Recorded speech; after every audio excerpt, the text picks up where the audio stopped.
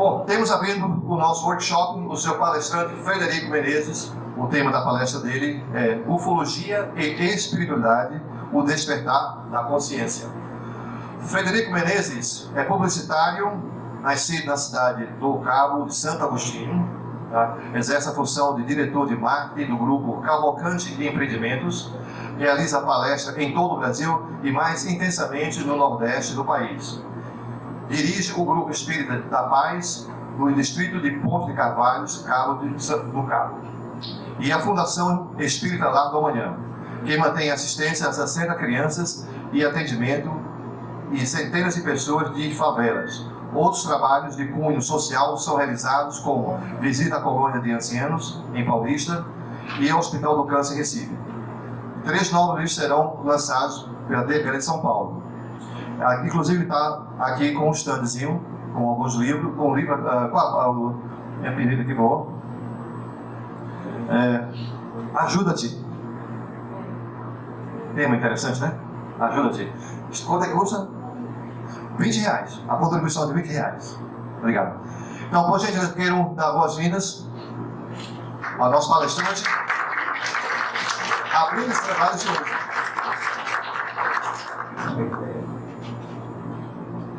Boa tarde.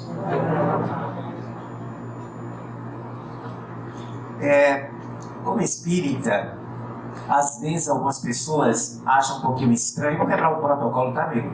Fica aqui, tá? Fica à vontade.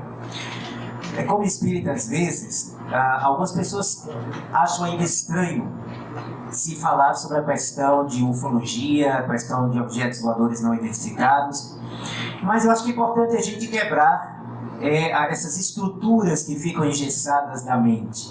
Primeiro, porque a pluralidade dos mundos habitados é um dos princípios básicos do Espiritismo. Então seria incoerência profunda você ter um dos princípios básicos e, sobretudo, nos dias de agora, quando se avolumam os fatos de contatos, de presenças e objetos voadores não identificados, e o Espiritismo, que pode trazer uma contribuição racional, lógica, consistente sobre o fenômeno, não poderia se omitir sobre essa questão. Creio que quase todos aqui presentes sabem que desde a antiguidade a questão da presença de seres extraterrestres sempre foram tratados e encarados com perfeita naturalidade. Desde as civilizações e as sociedades mais remotas constam em seus livros, em suas anotações, que seres celestiais, seres que vieram dos céus, seres que desceram de carruagens com asas, fizeram e constituíram uma estrutura social, aperfeiçoando-a e colaborando com ela. Depois de todo esse período mais remoto, nós vamos verificar que quando nós esfolheamos a Bíblia, quando nós aprofundamos o olhar sobre vários livros sagrados de diversos povos, você encontra indicações, evidências, que há algo mais além da experiência terrestre. Fora todas essas colocações, nós vamos recordar também que na história da humanidade, figuras extraordinárias, como por exemplo o grande Giordano Bruno, que foi um dos extraordinários pregadores, oradores da Igreja Católica Apostólica Romana, e foi queimado na fogueira porque ele pregava abertamente a pluralidade dos mundos habitados, que existiam outras humanidades, irmãos nossos, de outras plagas, numa época em que a Igreja defendia a ideia e a cultura de que a Terra era o centro do universo, que Deus tinha como ponto máximo da sua criação o ser humano terrestre. E, portanto, a ideia de que a Terra era o centro do universo e o ser humano era o ápice da criação, seria um absurdo dentro da própria Igreja aparecer um homem, um sacerdote muito inspirado, que começou a pregar nas suas missas, nas suas explanações, que a Terra não seria o único planeta habitado do universo. E aí ele sofreu as sanções da Inquisição, chegando ao ponto de pagar com a própria vida a ousadia de acreditar que a Terra não era o único ponto habitável do universo. E levamos em consideração também que naquele momento não existia ainda a astronomia tão avançada para os padrões nossos como nós temos na atualidade. E avançando no tempo, avançando ao longo dos séculos, nós vamos chegar ao ponto que particularmente a mim me interessa de perto, quando no século XIX o professor Hippolyte Leon Denis Rivail, que seria conhecido como Allan Kardec, lança a sua obra, O Livro dos Espíritos, e posteriormente outras obras que compõem a codificação espírita. E ali, o codificador do Espiritismo apresenta, não apenas como princípio básico, que a Terra não seria o único planeta habitado do universo, mas ele escreve durante 12 anos a Revista Espírita, Jornal de Tratado Psicológico, durante 12 anos. E nesses 12 anos de Revista Espírita, ele chega ao ponto de colocar o seguinte, no ano de 1859, ele coloca assim: a solidariedade, portanto, não se restringe mais apenas à Terra, mas abarca todos os mundos. E fazemos uma digressão interessante. Me permitam tocar num dos princípios básicos do Espiritismo, que é a questão da reencarnação. Quando a gente trata com reencarnação, e eu tenho a oportunidade de participar de congressos espíritas e até em outros segmentos não espíritas, sempre vem uma pergunta referente à reencarnação. Ora, se a reencarnação é a mesma alma que vai e vem, por que é que há séculos atrás nós tínhamos uma população de 700 milhões de pessoas, por exemplo, e hoje nós temos 7 bilhões? Se são os mesmos, quer dizer, os mesmos estão se multiplicando? E parece que essa pergunta é um tiro de misericórdia na ideia da reencarnação. Então como é que a reencarnação explicaria isso? Porém, o Espiritismo faz uma abordagem associando a reencarnação com a questão da pluralidade dos mundos habitados. Eu gosto muito de dizer assim, as pessoas assim: Fred, eu queria tanto ver um ET. Aí eu digo: olha isso no espelho. Olha isso no espelho. Primeiro, porque ninguém surgiu daqui da Terra. Nós somos seres transcendentais que viemos de lá e vamos voltar para lá. Portanto, estamos terrestres, mas não somos terrestres. Ok? Esse é o primeiro ponto. O segundo ponto é o que Kardec trata como transmigração entre os mundos, ou a influência ou solidariedade entre os planetas, quando mostra que a população do nosso planeta ela foi enxertada ao longo dos milênios com a vinda de outros seres, outros indivíduos, outras consciências que desenvolviam a sua potencialidade em outros mundos. E que nesta solidariedade nós passamos de um mundo para outro. Provavelmente a gente já pode ter vivido em outros mundos e com certeza iremos também dar prosseguimento à nossa evolução em outro planeta. Então a explicação que nos é dada na concepção espírita é de que a população do nosso planeta aumentou porque seres que vivem em outros mundos também vêm morar aqui. E a gente também vai sair daqui e vai para lá. Esse é um ponto nevrálgico na questão. Mas indo além desses aspectos, a gente para analisar o seguinte. Kardec também foi muito ousado, porque nessa revista espírita ele coloca comunicações de espíritos que atualmente, naquela oportunidade, viveriam, por exemplo, em Júpiter e em outros mundos.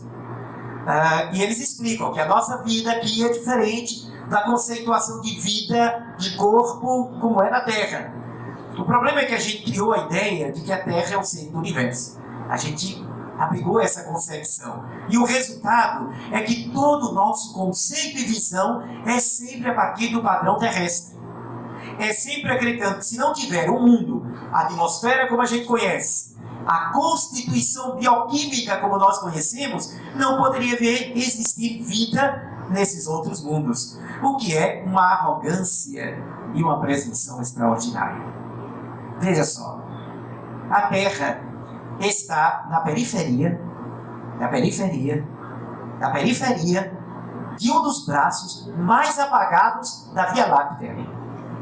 Vocês sabem que a Via Láctea é uma galáxia espiralada, que calcula-se ter algo em torno de 250 a 350 bilhões de estrelas e é uma das galáxias menores do universo conhecido. O telescópio Hubble já fotografou para a gente mais de 220 bilhões de galáxias.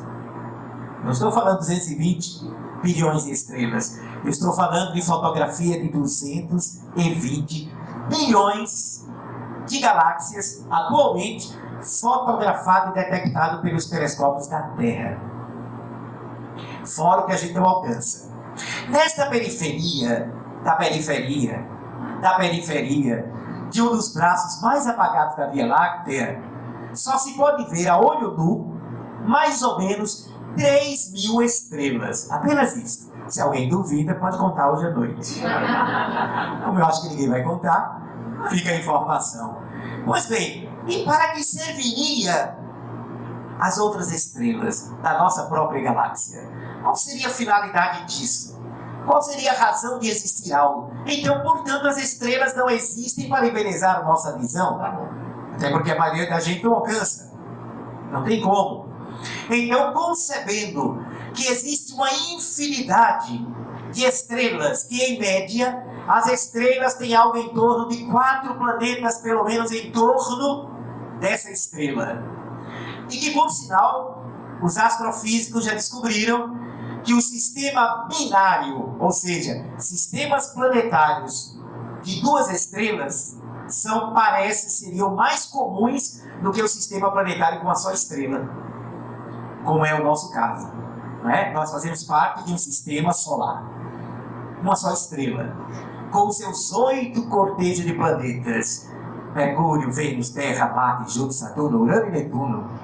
Tínhamos o nome, mas lamentavelmente, quando um astronauta brasileiro foi para o espaço, sumiu o planeta, Plutão. A nossa fama cósmica é preciso uma lava-jato cósmica também. Então temos 8 planetas e Plutão foi reduzido a planeta anão. Mas o sistema binário e até trinário, ou seja, planetas ao redor de 2 ou 3 estrelas, parece ser o mais comum no universo. Parece ser o mais habitual. A partir do século XX, que é o século magistral, foi o século XX, foi fantástico o nosso século XX, particularmente no campo da ciência. Você teve Albert Einstein abrindo os horizontes da mente humana a partir da sua teoria da relatividade. Você tem a física de partículas, a física quântica, que deu um chute na ideia, na concepção materialista do universo, porque esta mesma física que diz que a matéria como nós a conhecemos, palpável, a matéria física, é uma ilusão dos nossos sentidos. É apenas força de coesão agindo sobre as estruturas atômicas. Desaparecendo essa força de coesão, tudo se dilui e se transforma essencialmente em energia.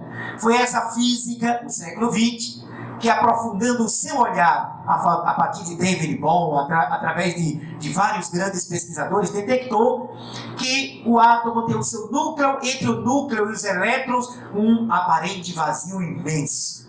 E que o próprio núcleo atômico, quando se aprofundou e se desenvolveu, por exemplo, o microscópio eletrônico, se detectou que o núcleo, que seria matéria sólida, é formada, na verdade, por espaços imensos dentro dele. E que mergulhando nesse espaço imenso, desaparece a matéria. E tudo volta a ser apenas vibração.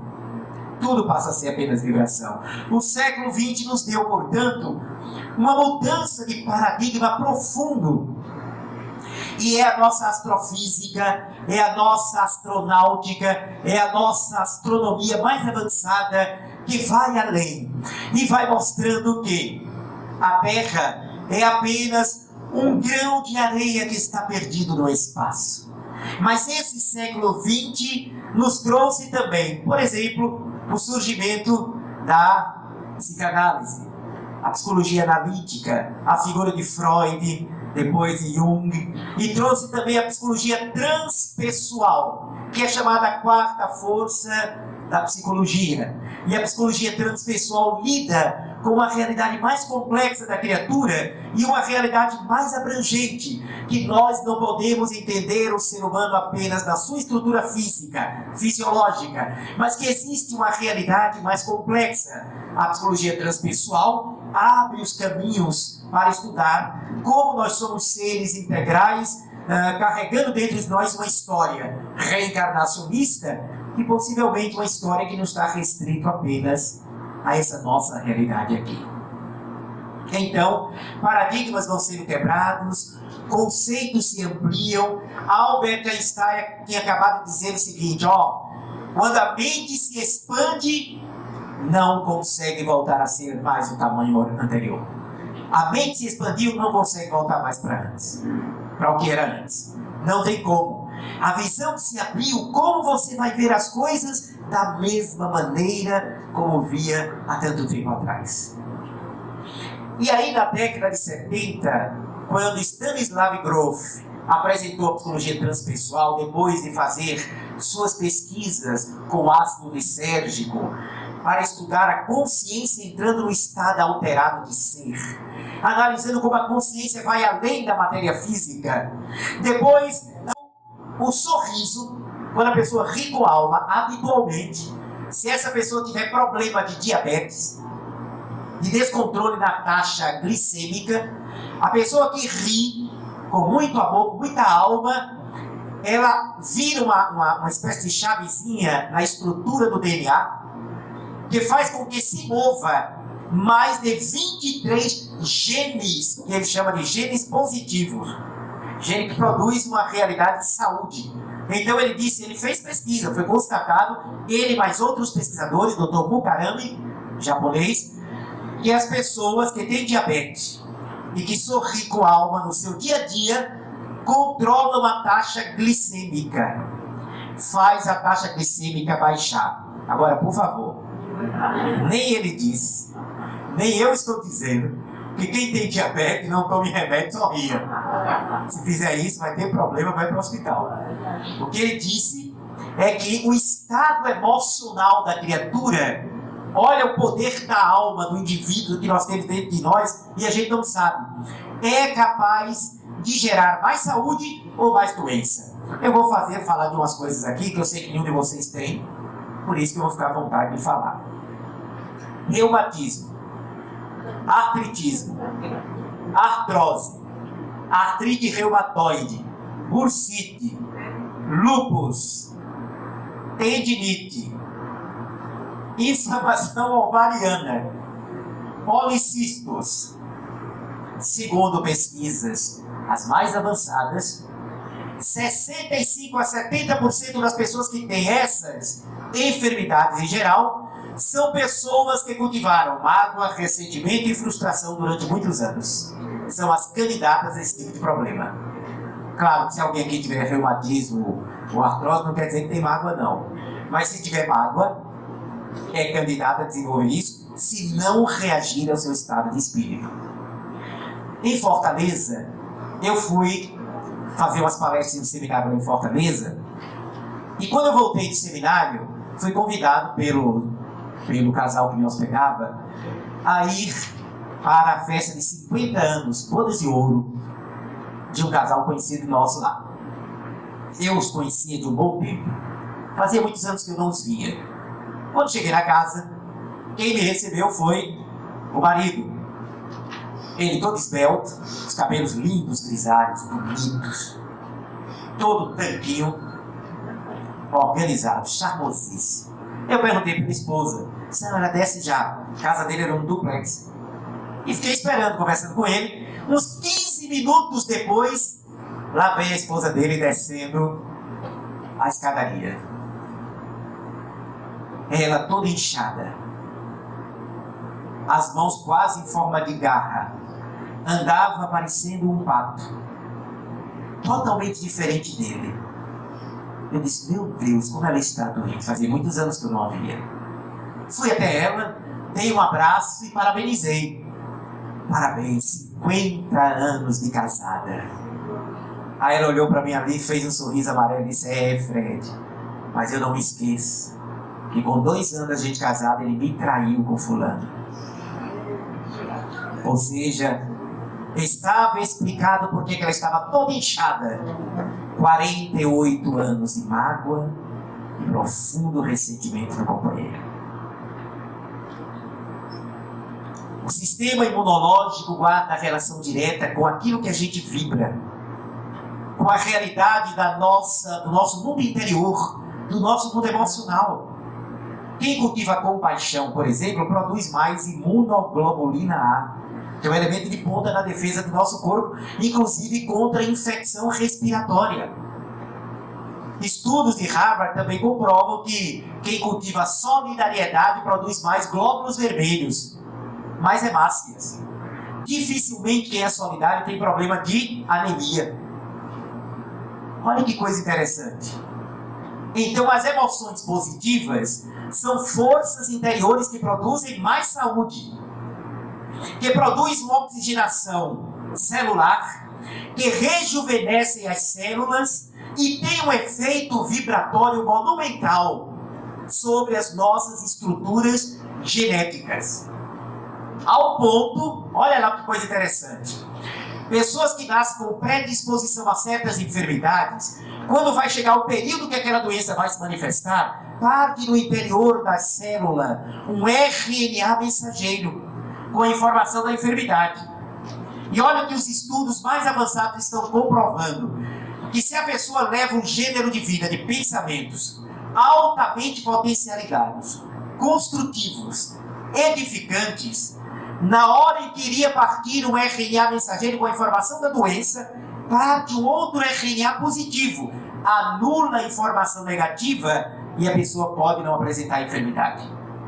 Quando eu li isso, sabe de quem foi que eu me lembrei? Jesus de Nazaré. Interessante, Jesus de Nazaré. Por quê? Porque ele disse em uma determinada passagem, o amor cobre a multidão de pecados. Então, o que são as predisposições à enfermidade que a gente acha que é puramente genética, mas que no conceito, eu como espírita, a gente estuda sobre isso, no nosso conceito, essa predisposição genética é aquilo que a gente chama habitualmente por aí de karma. Só isso. Porque no fundo todo mundo aqui tem tuberculose, hanseníase, todo mundo tem no corpo. Por que ela não se manifesta? Só em certas pessoas. Quando você morrer, aliás, quando o corpo morrer, todos esses elementos, vacilo de Koch, o mal de Hansen, vão se manifestar no cadáver. Por quê? Porque quem organiza o cadáver é o ser transcendente, o espírito.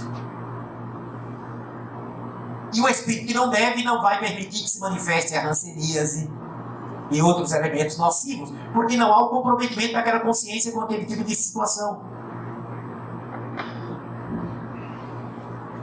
Bom, gente, mas o que é isso? Se não tomada de consciência da criatura. Por que é que cada vez mais está se discutindo, está se falando de uma realidade que não está apenas comportada na matéria, no corpo físico? Por que é que cada vez mais está se explorando esse novo campo? As comunicações estão vindo, inclusive, desses companheiros que estariam numa outra realidade, que fariam parte de outras estruturas de mundos, e que eles veem em colaboração conosco, dizendo assim, ó, está se aproximando o tempo, e aí me permita, eu vou ser até ousado no que eu vou colocar aqui, que não é muito habitual comigo. Né? Quem me conhece, algumas pessoas aqui me conhecem há algum tempo, sabem que sou extremamente comedido com algumas coisas. Mas eu digo a vocês que realmente estamos nos aproximando do tempo em que esses contatos, tão misteriosos para uns e para outros já perfeitamente naturais, irão se manifestar de uma maneira clara, nítida e aberta. Eu, particularmente, não tenho nenhuma dúvida quanto a isso. E muitos deles já estão dizendo claramente que o grande objetivo é impulsionar a consciência da humanidade para compreender que a humanidade não pertence apenas a este mundo que nós estamos aqui. Que a arrogância, a prepotência, a presunção são elementos, o ódio, são elementos que deprimem o sistema imunológico, deprimem o poder vibratório do ser, e isso gera enfermidade, infelicidade, mal-estar, vida desarranjada. Por que presunção? Por que a gente vai ser presunçoso? A Terra, esse grão de areia perdido no espaço, A Terra seria, gente, atenção, nosso planeta seria o Aníbal Bruno do espaço. É o Aníbal Bruno do espaço.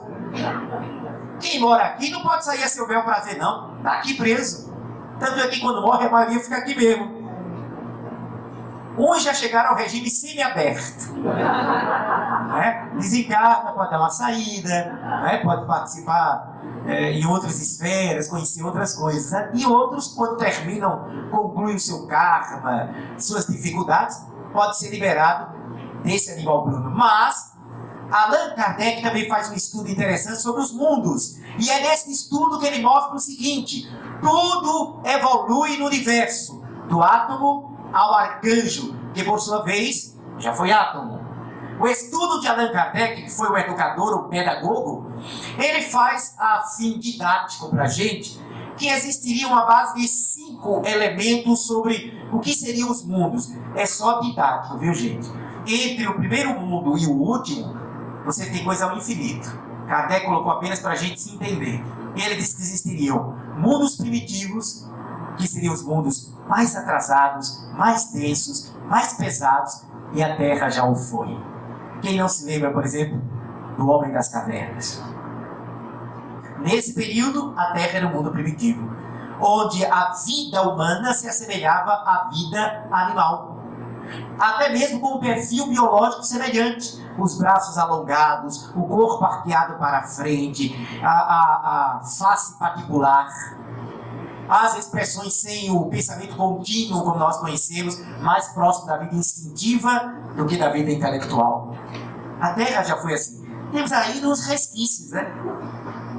Tony Ramos, por exemplo, em termos de corpo, viu? Muito peludo. São resquícios daquele processo todo. À medida que o ser, o espírito vai evoluindo do planeta que está habitando, o planeta está progredindo, o corpo vai deixando de ser arqueado e começamos a ganhar um estado ereto, mais elegante, refletindo no olhar o desenvolvimento da inteligência. E aí as almas que habitam e trabalham e progridem um mundo como este aqui, já são almas mais vividas, mas que trazem necessidade de aprendizado. Então Kardec coloca o segundo degrau do que seria um dos mundos do infinito, mundo de expiação e provas, que seria esse que a gente vivencia, onde convivemos com o mal, com o bem, onde existem as potencializações das duas coisas, onde existem as provações, as expiações, as amarguras, os desencantos, a infelicidade, as nossas imperfeições. Depois viria o terceiro degrau da evolução, mundo regenerado ou de regeneração, que é para onde a Terra está se dirigindo. Em mundos como este, a humanidade que ali habitaria seria já propensa ao bem. Só reencarnando em esses mundos, entidades ou individualidades que já buscam com sinceridade o seu aperfeiçoamento. E os seres que ainda permanecem endurecidos, cheios de ódio e de mágoa, seriam retirados para habitar outros mundos compatíveis com o seu atraso. Seria uma espécie de exílio, na verdade. O quarto degrau seriam mundos felizes, onde predomina o bem e os seres são mais espiritualizados. Estamos falando de mundos físicos. E por fim, os mundos superiores ou celestiais, que aí escapa à nossa conceituação. Mas repito, foi só fim didático. Entre um e outro, entre uma ponta e outra, você tem graus infinitos de realidades de planetas. Então você tem outras humanidades com condições hiper avançadas. Mas será que todo mundo que nos visitaria aqui na Terra seria só gente boa? Será? Então, como eu sei que Alexandre é gente boa, está lá inclusive muito bem elegante, eu peço para trazer um copinho d'água, por gentileza, Alexandre. Então, Alexandre já estava vivendo no mundo regenerado, veja só. E se alguém puder deixar um relógio, eu estou meio perdido, não tem relógio aqui, se deixar eu vou falar até 5 horas. Ah, você me avisa, né? Porque tem a parte de perguntas e respostas, né? Muito bem. Gente, tá chato, tá legal a abordagem, como é que tá o negócio? Tá bom mesmo? Aguenta mesmo pra valer? Então vamos lá. Então, o que é que a gente aprende com essa expansão da consciência, com essa ufologia e espiritualidade? É que a gente aprende primeiro a diversidade da manifestação da vida. A beleza da vida está exatamente na diversidade dos mundos, na diversidade dos nossos irmãos de outras humanidades. Como há também muita beleza na diversidade daqui da vida. Olha só neste salão aqui, olha a diversidade das pessoas. O mundo não é chato porque as pessoas são diferentes.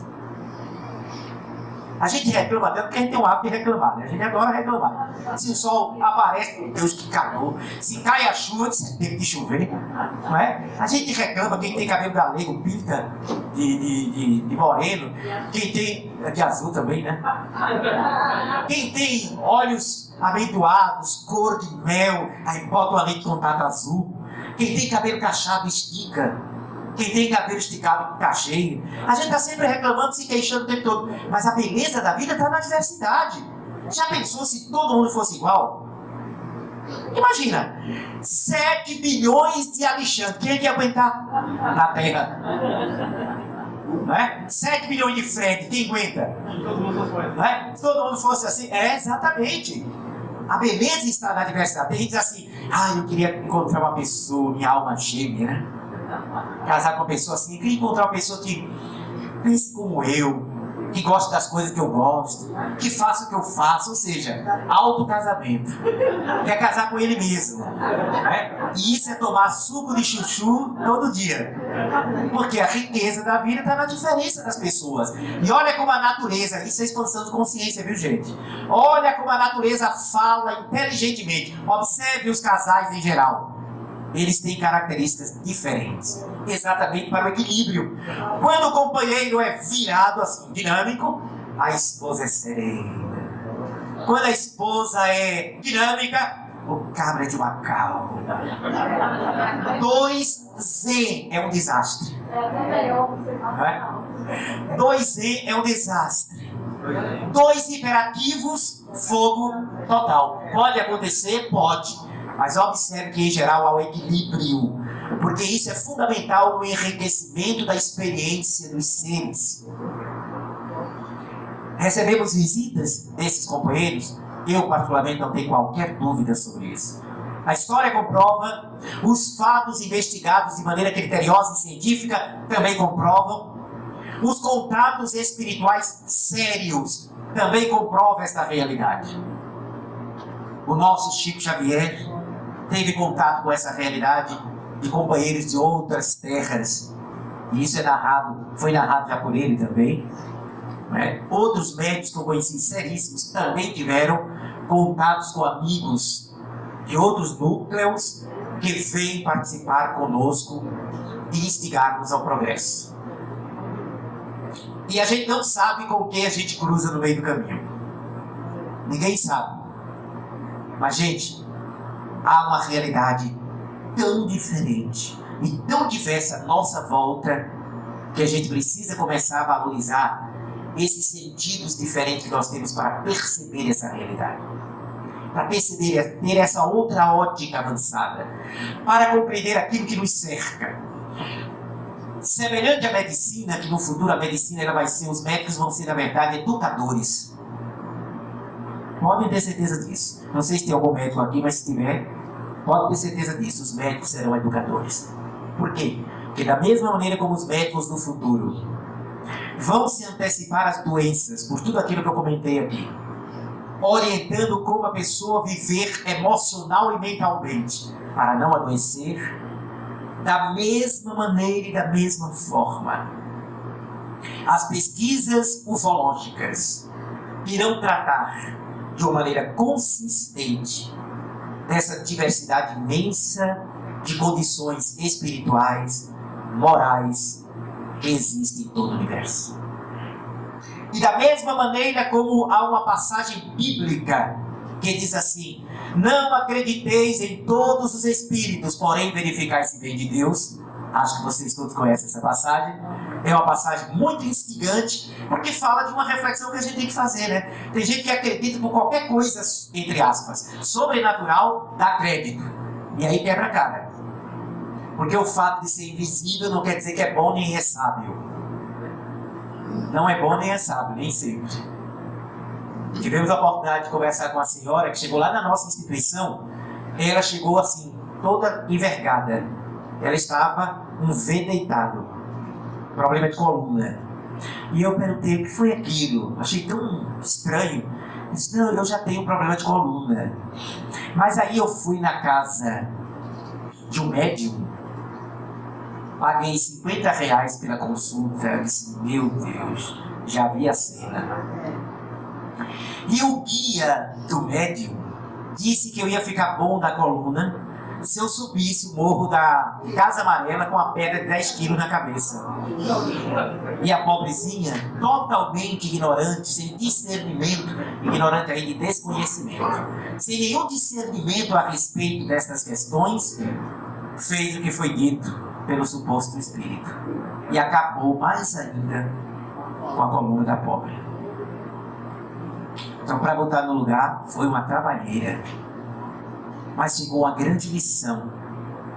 Né? A gente, em busca de expandir, tem gente que para expandir a consciência perde às vezes a razão.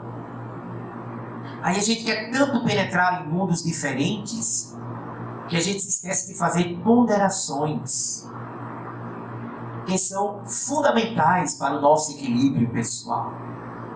São estruturais. Vocês se lembram da Tem. Aí fica o pessoal tudo, né, os fantasiados ufológicos em cima do prédio, né, vem da nave. Aí quando a nave abre para disparar o tiro, né, a coisa mais linda do mundo, aí ficaram todos encantados como se fosse uma coisa divina. Estamos aqui, aí vem um raio e acaba com todo mundo. Claro que eu não estou dizendo que vai acontecer isso, que vai ter raio não. O que eu quis dizer, o que é que eu tiro daquela lição é o seguinte: nós não podemos perder a ponderação.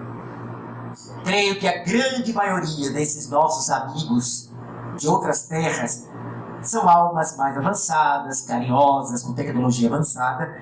Porém, tem aqueles que só têm a tecnologia avançada, mas não têm um nível de moralidade adequado. Tecnologia avançada não quer dizer dignidade. Se fosse assim, o homem que domina a força atômica não faria uma bomba atômica e mataria milhares de pessoas. Então, como acontece conosco, também pode ter ocorrido, e ocorre com certeza, em outras plagas. E a melhor forma de expandir a nossa consciência é o autoconhecimento.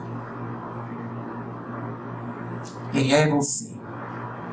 Infelizmente, se você for para a rua e perguntar assim, quem é você? Como eu perguntando a amiga aqui, a maioria vai responder, eu sou Maria Eduarda.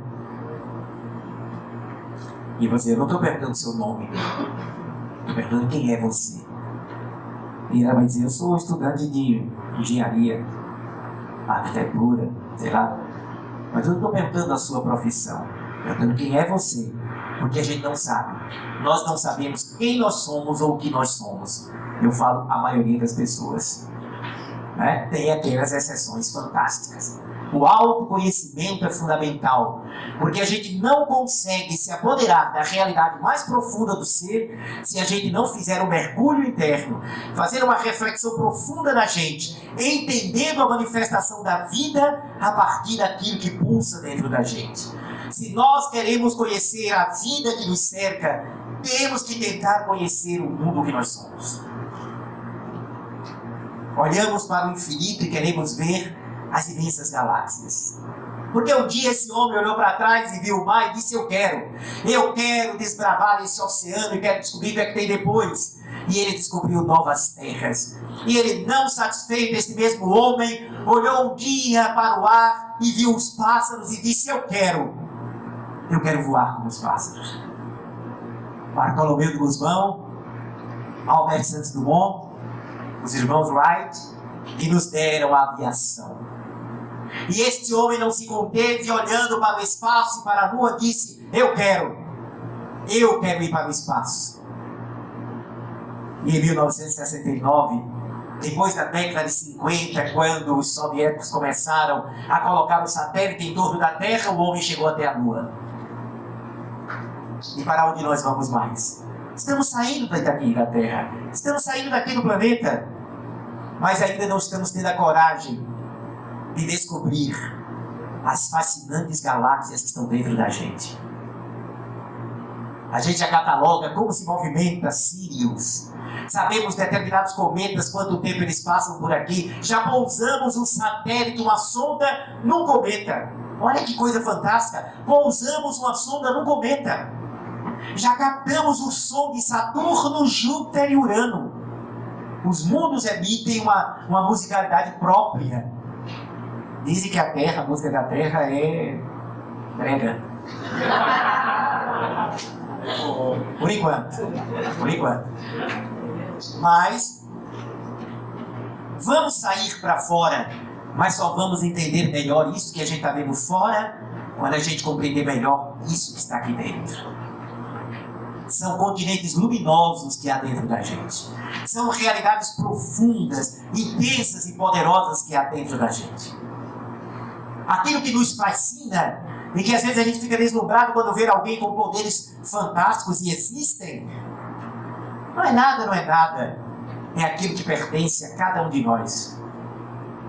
E vê uma coisa? Sei que a maioria aqui é cristão, mas até quem não é pode até dar a sua opinião. Jesus era mentiroso. Só o Sulamita e a nossa amiga acham que não.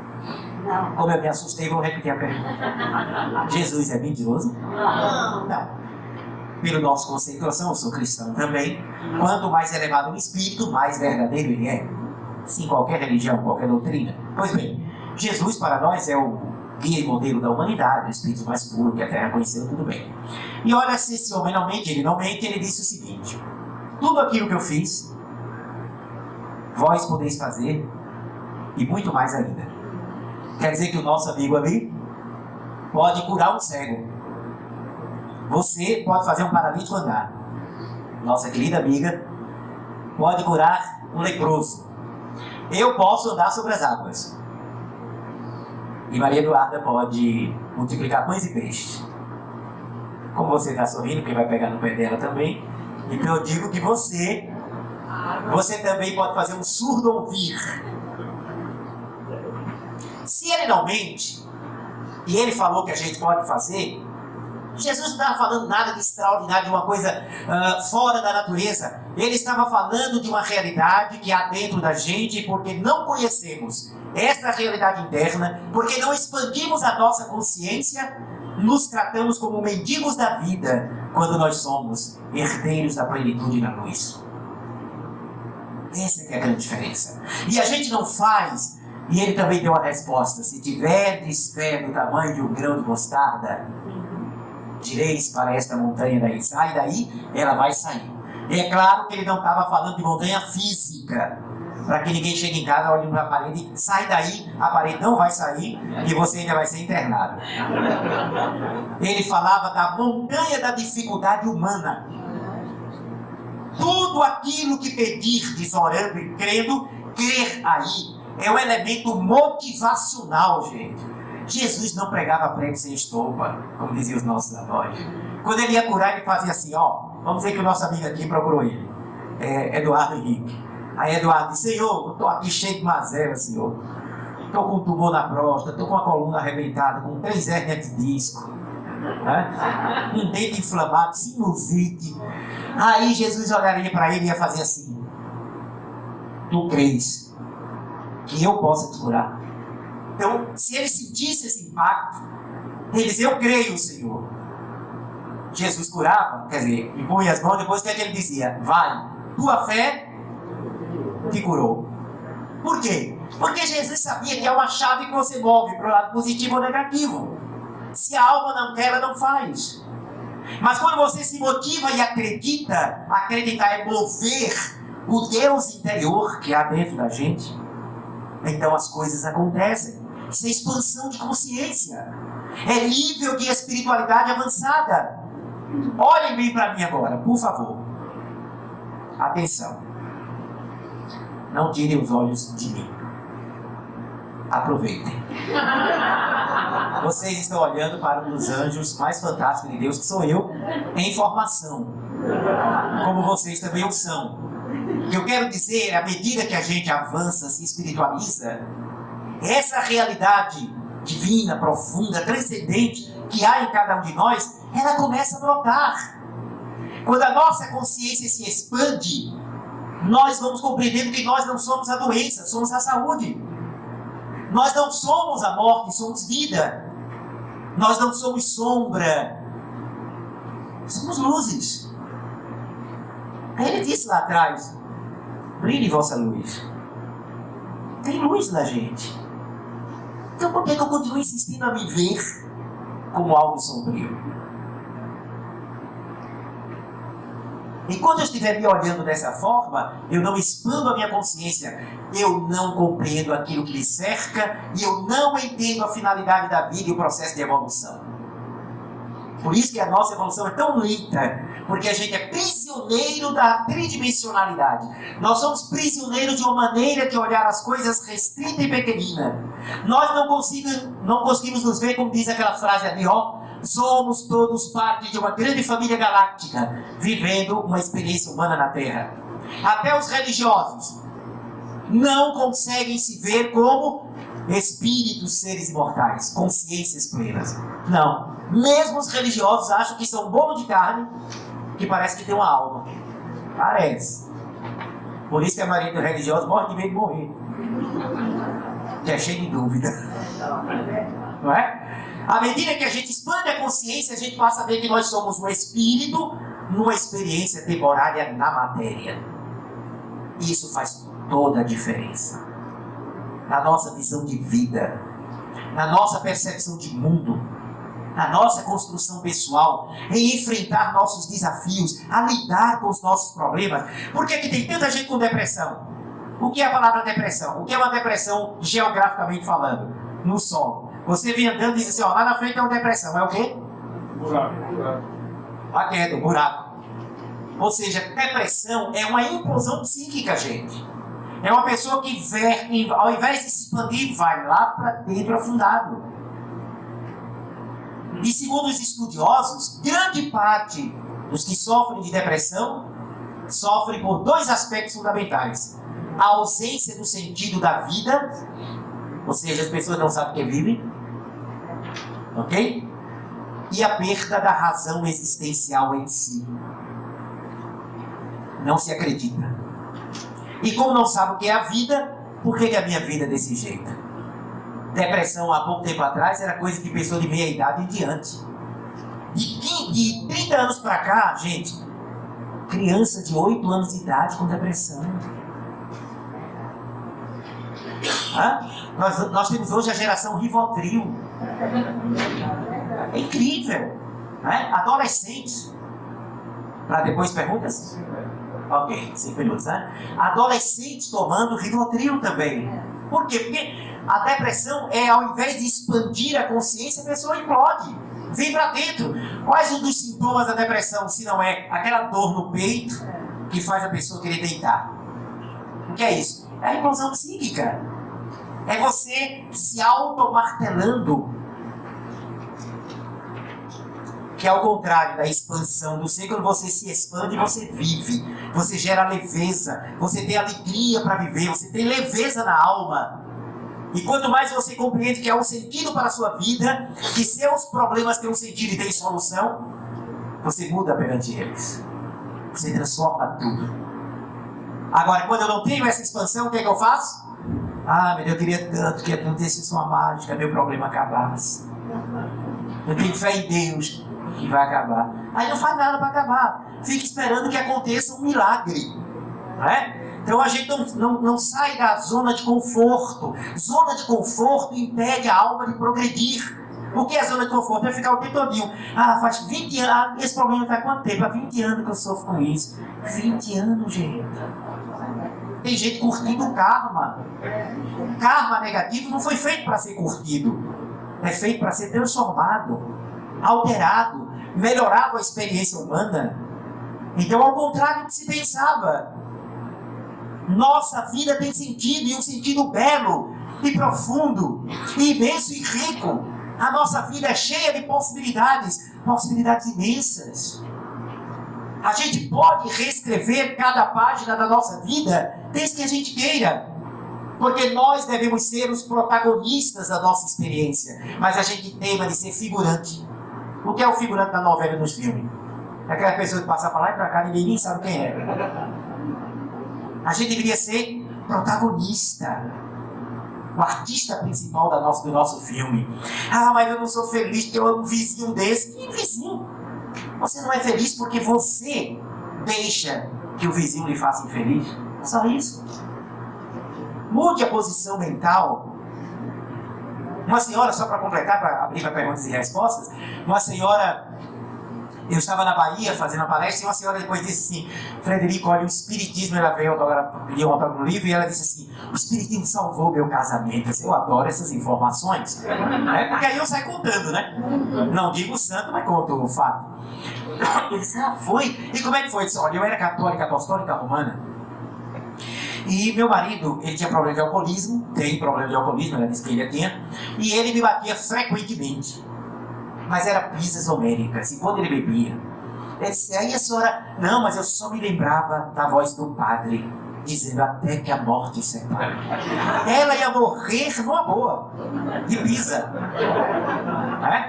Aí ela disse que um dia levou uma tanta pancada do companheiro que deu uma luxação no braço direito e hematomas imensas no rosto. Foi quando uma vizinha dela, espírita, com todo respeito, ela disse: eu sei que a senhora é católica, não precisa deixar de ser.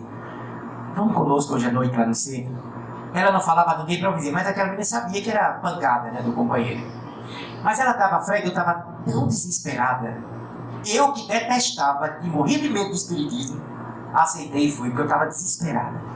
E ela disse que quando chegou lá, a palestra era sobre reencarnação.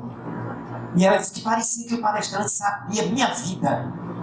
Tudo que ele falou era a minha vida. E olha como ele salvou a minha existência. Ele disse assim: meu casamento.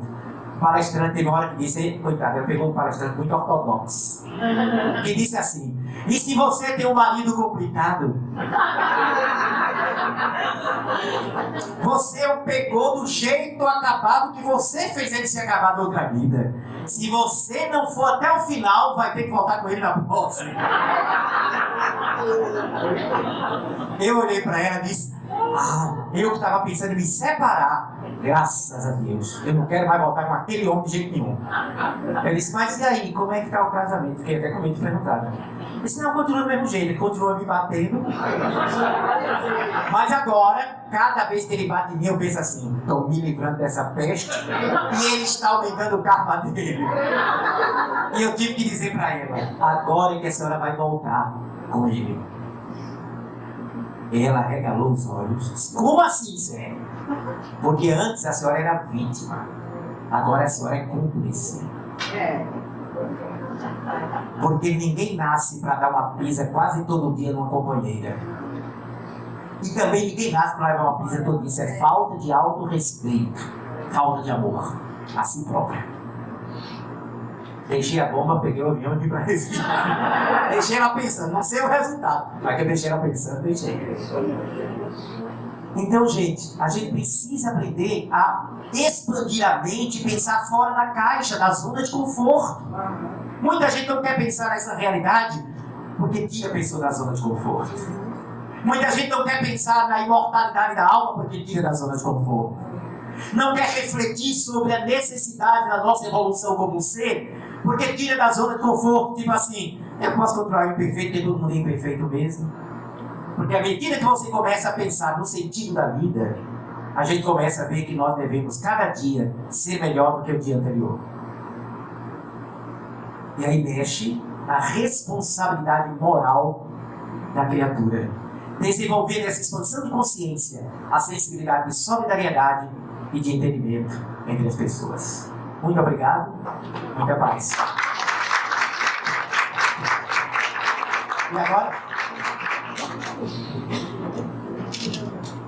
Agora vamos para a sessão de perguntas, né? Eu vou pedir, por gentileza, quem tiver perguntas, para usar o microfone, ok? Levantar a mão.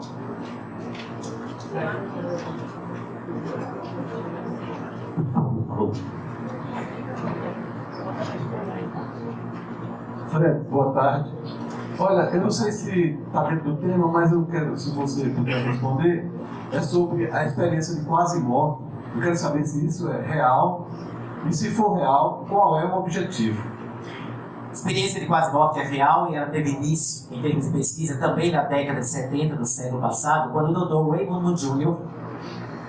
Ouviu depoimentos de algumas pessoas, sobretudo quem tinha tido ataque cardíaco, narrava que se viu projetado fora do corpo, olhando para as pessoas massageando o seu corpo. E chegava até a contar onde tinham guardado determinados elementos que ninguém podia saber, a não ser olhando de cima.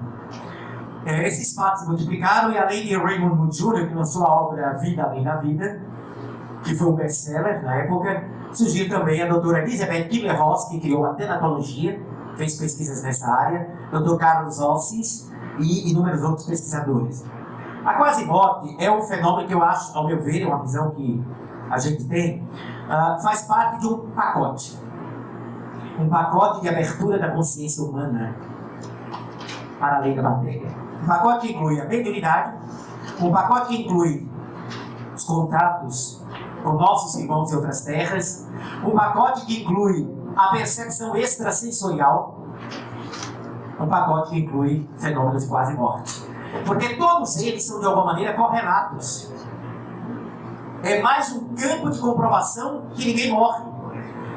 Que a mente não é um epifenômeno do cérebro, não é resultante de um bioquimismo cerebral. A mente ou a consciência transcende a matéria. Então, o fenômeno de quase-morte, que hoje o Dr. Jim Dunker também estuda e inúmeros outros, então, é uma composição real que merece ser estudada. Tem livros monumentais a respeito. Dentro desse estudo, eu tenho um amigo que ele sofreu um acidente. Por favor. Por favor. Senhora. Vamos seguir aqui a ordem. Tem um jeito. Só um minutinho. Vamos seguir aqui a ordem. Tem uma pessoa ali já, aí depois é ela. Isso, depois ela, depois só você. Sério. Não, sem problema. Afonso. Os estudos espíritas demonstram que Jesus teve a sua evolução espiritual em outro planeta que faz sua morada em planos crísticos. Então Jesus foi um ET? Foi, claro que foi. Veja só, o que é que diz a Bíblia? Diz assim, se não me falha a memória, é João. Antes da terra ser, ele já era. A terra tem 3 bilhões e meio que foi formada. Significa dizer que há mais de 3 bilhões e meio Jesus já era um espírito puro. Portanto, fez a evolução dele aonde? Em outras plagas, porque a terra nem existia. Para nós, os chamados anjos, arcanjos, ou seres da hierarquia mais avançada, são espíritos que fizeram a sua evolução, claro, há bilhões, trilhões de anos atrás, no universo infinito, em outras dimensões, em outros planetas. Jesus, sim, pode ser catalogado como tal. Mas como eu disse no começo, Fonseca, todos nós somos também ETs. Quem mais? A senhora aqui. A minha pergunta é assim, eu tenho um amigo que ele sofreu um acidente e ele ficou 3 meses em coma, não é? Fui visitá-lo tudo. E quando ele voltou, depois de 3 meses, coma profunda, a gente falando uma vez na Sudete sobre a experiência de quase morte, ele disse: eu não senti nada, foi como um sono profundo e que eu acordei e pronto, era como se tivesse dormido ontem e acordado. Como é que a gente explica? Porque umas pessoas têm a experiência fora e outros não. Nem todo mundo que entra em coma tem essa experiência de quase morte ou lembranças do que aconteceu durante. Isso depende de peculiaridades, creio eu, orgânicas. Allan Kardec, no livro dos médiuns, ele coloca que todos são essencialmente médiums. Porém, para que a mediunidade se manifeste ostensivamente numa pessoa, deve existir uma predisposição orgânica.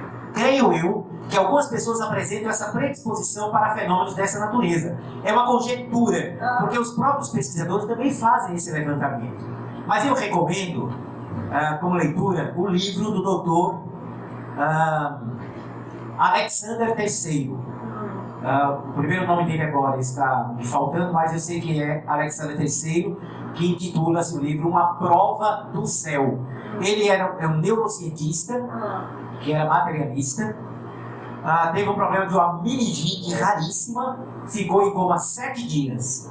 Quando já iam desligar os aparelhos, porque achavam seus amigos que o cérebro dele estava destroçado, ele voltou e escreveu um livro, Uma Prova do Céu. Depois escreveu O Mapa do Céu, segundo o livro. Dr. Eben Alexander III é o nome dele. Foi publicado pela editora Sextante, se não me engano. Então, o Dr. Eben, ele narra que ele mudou completamente a visão dele sobre a neurociência e sobre o ser humano a partir da sua experiência. Em que ele, inclusive, conheceu uma irmã dele, que ele não sabia que era irmã, era visitado por um espírito, uma jovem, e ele foi criado, ele foi na verdade adotado, o Dr. Eben. Quando ele recuperou-se e foi visitar a sua irmã de criação, viu uma fotografia que ele não conhecia, que tinha sido a irmã dele, que tinha falecido muito antes de ele ser adotado. E ele não sabia, veio conhecer durante o estado comatoso. Então, me parece que algumas pessoas têm facilidade para registrar fenômenos dessa natureza, enquanto que outros não. Eu acho muito similar à questão da mediunidade. Muito similar. E o nome do livro qual é? Uma Prova do Céu. Dr. Eben Alexander III. Me parece que tem um roteiro aí. Né? Agora uma pergunta não. E depois nosso amigo aqui, tá? Nós temos aqui, temos 3 no total para encerrar. Vamos. Boa tarde. Eu cheguei atrasada, aí eu não sei se você abordou sobre a questão dos pretos velhos e extraterrestres nos centros espíritas kardecistas. Pelo menos eu conheço pessoas que frequentam um determinado centro de espírita e recebem os pretos velhos lá. E outros recebem outro extraterrestre. Como tem também espíritas kardecistas que não acreditam de forma nenhuma em extraterrestres e também não aceitam a presença de pretos velhos. Aí eu gostaria de saber. Certo. Eu não abordei, não. Muito obrigado. A senhora deve gostar muito de mim. A senhora deve me adorar. Gente, realmente eu não abordei isso, até porque não cabia na temática, tá? Vocês possam responder a indagação dela, mesmo fora do tema? Então vamos lá. Olha, eu sou daqueles que pensam, eu gosto muito de quebrar assim alguns parâmetros, tá? Quando eu comecei a fazer palestra na década de 80, eu parecia mais cantor de trio elétrico do que palestrante espírita. Cabelo comprido, roupa colorida, numa época que era só aqueles senhores, né? Parecido com esse senhor aqui, com esse aqui, também, né? Então, eu tenho um ponto de vista seguinte: toda e qualquer religião nobre, ela deve ser inclusiva, jamais excludente. Preconceito é prova de atraso espiritual de qualquer natureza e de qualquer forma. Então não tem porquê, casa espírita, ter qualquer tipo de ideia preconceituosa contra preto velho ou extraterrestre. A única ressalva, e aí é correto que as casas espíritas fazem, está dentro daquele parâmetro: não acrediteis em todos os espíritos. Não basta chegar uma entidade dizendo que é um preto velho, falando como um preto velho, para a gente dizer que é sábio. Tem preto velho e preto velho. Tem preto enganador como tem branco enganador. Não é a cor da pele que faz alguém enganar o outro.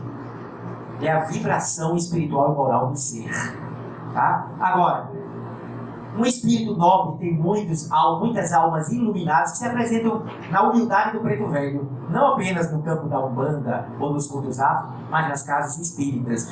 Por uma questão de gratidão à reencarnação que tiveram ou para dar uma demonstração mesmo de humildade para as pessoas.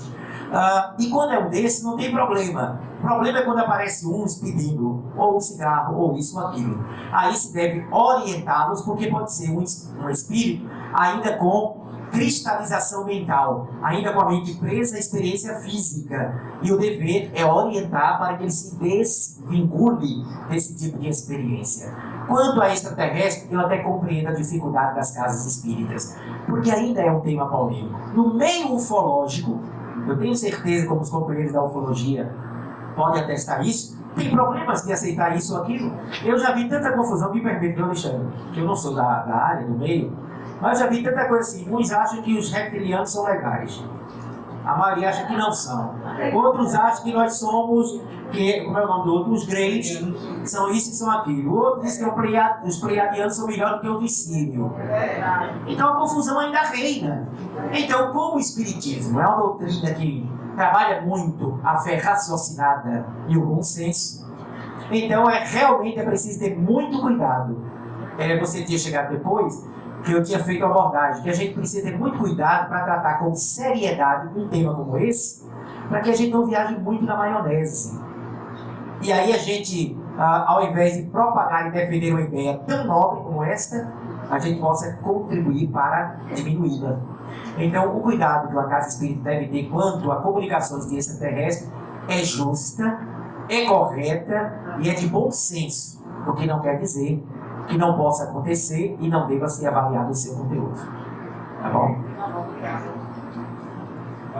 Eu queria perguntar assim aos espíritas, né, que como é que eles enxergaram o Brasil esse ano, assim, com relação à política, que eu nunca vi, eu fiquei indignado esse ano, com pessoas, assim, irmãos, amigos, vizinhos, deixando de se falarem por causa de pensamentos diferentes, tá entendendo? Assim, eu queria ver se a próxima eleição daqui a 4 anos, assim, a campanha espírita poderia ser trazer paz entre os eleitores, tá entendendo? Porque eu acho que é preconceito uma pessoa não respeitar a opinião da outra, independente de quem vai votar. Assim, não estou defendendo ninguém. Esse deve ser outro que deve ter me achado muito simpático. Olha o que ele trouxe para mim.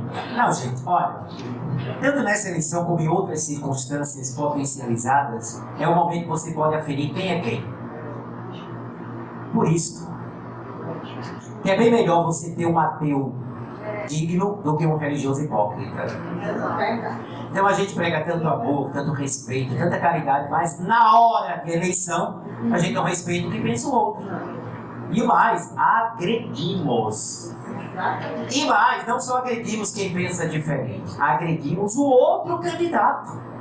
É interessante como a gente mesmo que ora e que aplica passe, é o mesmo que chama o outro disso e daquilo, o candidato disse e daquilo, faltando com o mais comezinho de direito, dever e respeito à integridade das outras pessoas.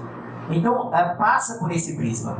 Foi lamentável, não só no meio espírita, mas em todos os outros meios, que infelizmente as pessoas foram aos extremos e perderam a oportunidade de se discutir coisas muito interessantes e demonstrar posturas também mais espiritualizadas. Ok, tem a última pergunta aqui do Carlos Azevedo, né? Azevedo. Com relação ao uso de ayahuasca.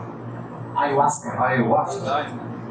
Santo Daime, né? Olha, confesso sinceramente ali algumas coisas a respeito. Tem um amigo que trabalha no campo com a ayahuasca, é uma pessoa conhecida minha, mas eu não tenho o aprofundamento que hoje os cientistas estão trazendo a respeito, tá? E como tudo aquilo que traz é uma novidade, tanto no que diz respeito ao bem que traz, como diz respeito à ignorância sobre determinados elementos, acho que ainda vamos ter um bom tempo para se compreender melhor a questão. Merece uma reflexão. Os cuidados que se deve ter, por exemplo, esse nosso amigo, ele usa a ayahuasca para expandir a consciência e entrar em relação com o mundo espiritual. Tá? E aí, sem qualquer julgamento dele, porque é uma pessoa que nós queremos muito bem, a minha preocupação, pessoal, particular, não é a preocupação espírita ou do espiritismo, é que a gente, por exemplo, tudo aquilo que nos traga alguma muleta não nos impeça de desenvolver a própria potencialidade. Porque aí há pessoas que passam a só entrar no estado alterado de consciência quando usa ayahuasca, né? Então eu disse a ele, olha, para eu entrar no meu trabalho mediúnico eu não preciso, embora respeite quem o faça. É um campo de pesquisa que é preciso ainda ter os cuidados necessários para ver até onde vai o valor real ou onde isso pode trazer até mesmo mecanismos ilusórios e consequências que só o tempo pode nos explicar. Então vale o estudo, graças a Deus a ciência está pesquisando e em breve a gente vai ter mais segurança sobre a questão. Agora a última pergunta. Maria Eduarda, estava chorando aqui.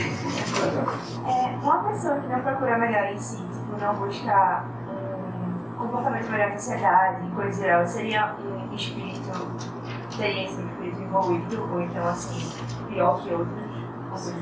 Olha, tudo é muito relativo. Você pode ser melhor que um e pior que outro. Não é? Então, claro, uma pessoa que tem dificuldade de relacionamento social, uma pessoa que tem dificuldade, por exemplo, de respeitar a diversidade, a pessoa que tem profundo preconceito, de qualquer natureza, a pessoa que tem dificuldade do olhar do outro sobre ele, implica, claro, deficiências que ele precisa superar. Sim, o espírito, a pessoa é o espírito, a gente não é o corpo. Maria Eduarda não é esse corpo, você é espírito.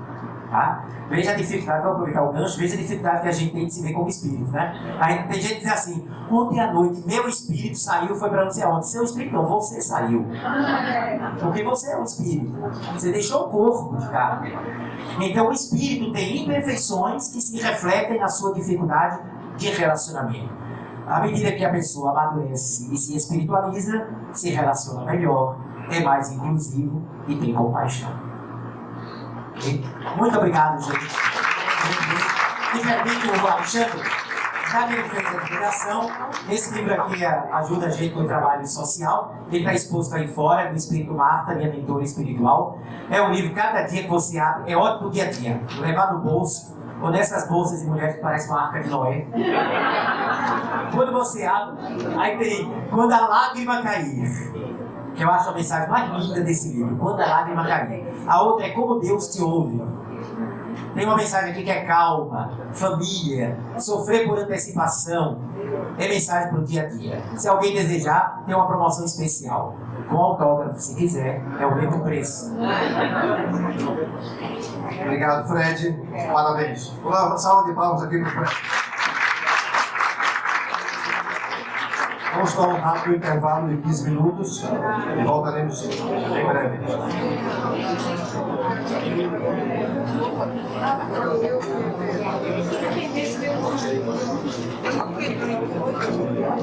Você tem um exemplo.